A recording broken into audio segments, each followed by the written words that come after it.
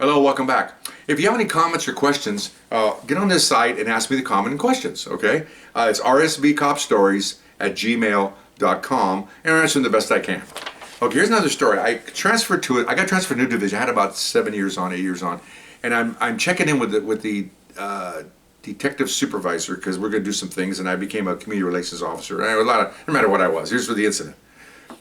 I'm in a room where there's 2 rows of what we call squad tables. It's wide tables, and officers sit opposite each other all the way down. And they share like half a table. It's long table, wooden table. You got a lot of room, but you're basically, 3 feet of table, and then the table separated in 3 feet in front of that. So you're facing, like I am now with the lady with the camera, you're opposite each other by maybe 6 feet on either side, all the way down. There's detectives everywhere, 15, 20, 30 detectives in there. Everybody's working. So I'm watching this, and I can hear a little music. Okay, and I go, oh, what's that? He goes, oh, that one guy likes to have a small radio on his desk. Well, remember now, we're sitting almost next to each other, within, a foot or 2 feet of the guy to the right and left of you. It's pretty, close quarters. No partitions there. There's nothing like that. So I go, oh, that's interesting. He goes, yeah, and the guy across him doesn't like the music. And I go, they don't like each other. I said, oh, really? And I'm looking like, because I was new to this division. I didn't know there was some kind of rivalries going on here. There always is when it comes to human beings. And so, I'm watching this, and I'm talking to the detective lieutenant, and we're getting along really well. And the guy that didn't like the radio, okay, he's close to us. He leans over and says, "Hey, could you turn on the radio, please?" It wasn't really loud, but it was, trying to work, and that's supposed to have a radio in the school. Anyway, he goes, "No," puts his head down, and then the lieutenant goes, "Oh no, I got to deal with this," because he's their boss. And I go, how long has it been going on? He goes, all day, they don't like each other. And, I told him, I made the mistake of telling the guy with the radio he could have it down really low, but it's not low enough. I can still hear it. And so the guy gets up and walks to the lieutenant, and I kind of step to the side, but I want to hear everything. He goes, hey, would you tell Jones to turn his radio down? I'm trying to work here. He goes, okay, I'll take care of it. Just go sit down. Okay, so he sits down. So the lieutenant goes, I'll be right back. Rolls his eyes. I feel sorry for him. So he goes down, he whispers in the guy's ear, right? So the guy goes, okay, so he turns the radio down. So he walks up, and I didn't know this before I got there, but apparently this has been going on for a while, because there's about 15 detectives in this room, and they're all watching this drama unfold, okay? I mean, when he was talking, when the lieutenant walked over to talk to him, I look out over the room, and there's all these guys staring at what's going on. I go, well, this would be interesting, So the lieutenant walks back to me, and we're doing some information, because I was going to do some meetings for him and stuff, so anyway. No matter what I was doing. Anyway, so then, as soon as the lieutenant gets back with me, the guy leans over and turns the radio up. Okay. So I go, he turned the radio up. I will lower my voice. I'll keep my voice high for you, but he was lowering his voice. I told him he turned his radio up. And the lieutenant goes, okay. So the guy across the way sees him and leans over, and you can hear him say, turn it down. He goes, F you. He back down to his work. So the guy without the radio, and everybody's watching this. There's like 20 cops in there, including myself. And the guy that without the radio, he gets up, he just walks around over there. I'm looking at him. He gets a cup of coffee, puts it in the trash, walks around behind the guy and puts him in a neck lock. Pulls him in a neck choke in those days, one of those MMA wrestling moves.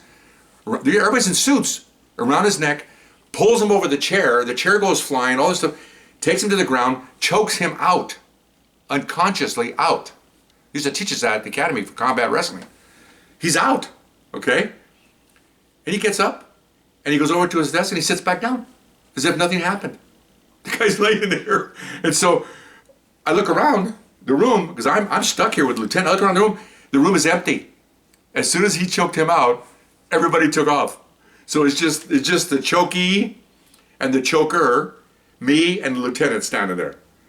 And he goes, hey, he starts yelling at the guy, get over here, what are you doing? And now he's yelling at this one detective who did the choking. Get into my office right now, close the effing door. And they run over I run over with him to the guy that's down. He's already up, shaking his head like, and I'm going, oh my gosh. And the lieutenant goes, you caused this with your effing radio. So he goes, give me that radio. And what? So the lieutenant grabs the radio and goes, can you imagine? Throws it across the room and shatters against the wall. And that takes care of that problem. He walks away. I'm going, oh no, this is not good. Oh my goodness. Okay. So So sure enough, man, he goes into the room. He says, "Gomez, I think we're done here." "Oh yeah, Lieutenant, you got more important things to do." So I leave. So of course I go tell my sergeant what happened because I'm a witness now. Okay, so so oh man. So anyway, so I don't. After that, I don't know what happened. I just told my lieutenant. I told my supervisor. He says, "I'll find out." So he went over there, and I'm working over here in a different office, and he goes back and he goes, "Whew." He said, "Hope you remember what happened." I said, "What's the matter?" "Oh, there's already calls to internal affairs." "Oh, of course there is." Okay, there's an assault here. Okay, so let me put it this way. I didn't lie. The internal affairs came out it took them a couple days. It didn't take them long. It came out quickly. And they got me in a room with the tape recorder going, and I'm a witness. Well, this is the truth. Seriously. I'm talking to Lieutenant. I look over. I see the guy turn the radio up, okay? And I turn away, and I hear this commotion. I look back, and the guy is already on the ground over the desk, and I can't see what's going on there. All I saw was the chair went up, and I see the desk, and I see heads bopping up and down, and that's all I could see. That's the God-honest truth. Okay, I'm not going to lie. I'm not going to embellish. I don't know these people. I'm not protecting anybody. They asked me, what did I see? I told them what I saw. How many people you're away? I was 20 feet, 30 feet. That's what I saw. Are you sure? Yeah, you didn't see it? No. Okay. So they talked to Lieutenant, and Lieutenant had the same answer I had because him and I were discussing a different matter, and we heard the commotion, the banging, and we happened to turn, and they were already on the ground. So we didn't see the takedown. We didn't see the guy walking around. I saw him walking around get his coffee, and then I was busy talking. I'm busy talking, doing this. So, and then these internal affairs sergeants looked at me like, well, I said, I don't know what you're talking about. I don't know what you want from me. I'm not going to lie. The tape recorder's going like I'm talking to you. I'm telling the truth. I'm in the truth business here, Okay. All right, we'll turn the tape off. They turn the tape off and they go, you sure? I said, look, you can turn the thing back on. I didn't see anything, what you're looking for. I said, you got 20 witnesses. What'd you ask them? He goes, we already asked a dozen of them. They weren't in the room. Okay. They are lying their butts off, okay? I know they were in there for a fact. He goes, did you see them in there? I said, well, I can't tell you who or who I didn't see. I don't know these people. I just been here I've been here a week. I don't know anybody. He goes, yeah, we can't find anybody that saw it. Can you imagine? They had at least 20 detectives in there. At least. Because I walked in there, the room it's during the day. It's when you detectives work. It's before lunch, because usually they're all at lunch. The place is full. And when I told you, when that guy walked around, sat down, I looked around, there wasn't a soul in that place. So then they interviewed the guy who choked the guy, and I told you another story, if you follow my stories. This guy had been in this division for like 9 years, and he wanted to leave, and they won't let him go to another division. Now we have 18 precincts, we have 465 square miles of city. You'd think they'd be able to put him somewhere other than here. He was tired of being here. And I think he was a little bit of racial. He didn't like being in an area where it was a little racial overtones in here. I don't know what his reason was. But realistically, you should leave every 5 or 6 years and not stay somewhere, because then you get stagnant, you get bitter. A lot of things happen when you stay in one place, okay? So I heard it turned out to be what they call not sustained, which means one guy says you choked me, one guy says you didn't, and it's your word against mine. It's an internal investigation, and neither side, they can't resolve it, so they just let it go. Nothing happened. Nobody got disciplined.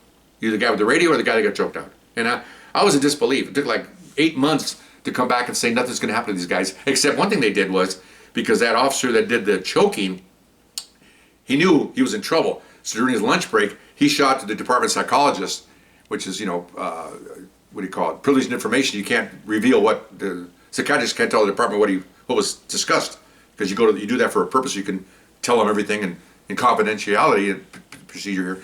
So he told him we heard that he went to psychiatrist because he knows something's coming. Okay, and the psychiatrist called the chief of police, says transfer him tomorrow. Get him out of here. Find a place, put him somewhere. That's his major problem. He does not want to be here. He's served his job, served his time. Get him out of here. He wants to go somewhere else. So he wound up way out in the San Fernando Valley. I didn't know what happened to him after that, but he was gone. Literally the next day, he was gone. And for 4 months or a year, they told him they couldn't move him. So he sat there for a year just festering that I got to get out of here, I got to get out of here. And they wouldn't do anything about it, which is their fault, kind of. I think if they had transferred him, they wouldn't have this chokeout problem. And I guess I heard the lieutenant had to pay for the radio. Internal Affairs came in and said, well, everything's fine, but you're going to have to buy the guy a radio. So he bought him a radio. And then of course next thing came was an order, no music in the room at all. So you buy him a radio, but he can't use it.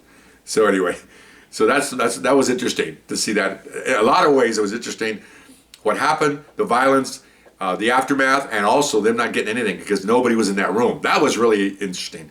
Those guys lied. Okay, they just ran.